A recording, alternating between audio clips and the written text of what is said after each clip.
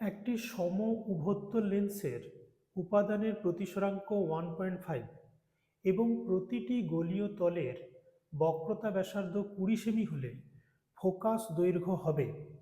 অপশনগুলি হলো 10 semi, 20 semi, 30 semi এবং 40 semi. এখানে যে অংশগুলি দেওয়া রয়েছে সেটা হলো প্রতিসরাঙ্ক 1.5, তার মানে মিউর মানটা 1.5।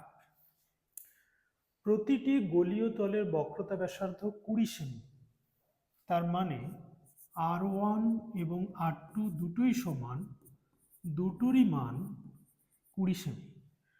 ফোকাস দৈর্ঘ্য নির্ণয় করতে হবে, তার মানে এফটা কত।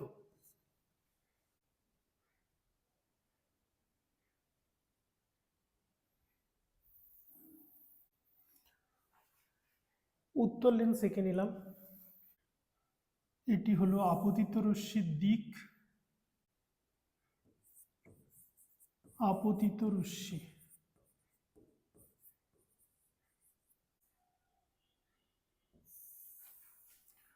প্রথম তলের বক্রতা ব্যাসার্ধ R1 আমরা পরিমাপ করব আপতিত রশ্মির দিকে, তাই এটা হবে +20 সেমি। যখন দ্বিতীয় তলের ক্ষেত্রে আমরা বক্রতা ব্যাসার্ধ পরিমাপ করব, সেটা আপতিত রশ্মির বিপরীত দিকে হওয়ায় সেটিকে ঋণাত্মক ধরতে হবে, তার মানে R2-র মান হবে -20 সেমি। এরপর আমরা লেন্স নির্মাতার সূত্র ব্যবহার করব। লেন্স নির্মাতার সূত্র 1/f সমান mu minus 1/R1 minus 1/R2।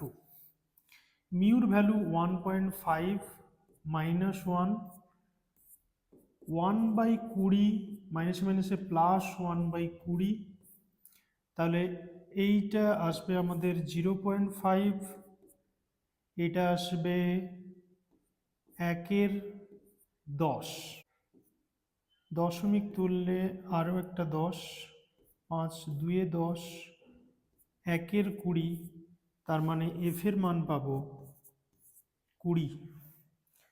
তাহলে সঠিক উত্তরটি হলো 20 সেমি।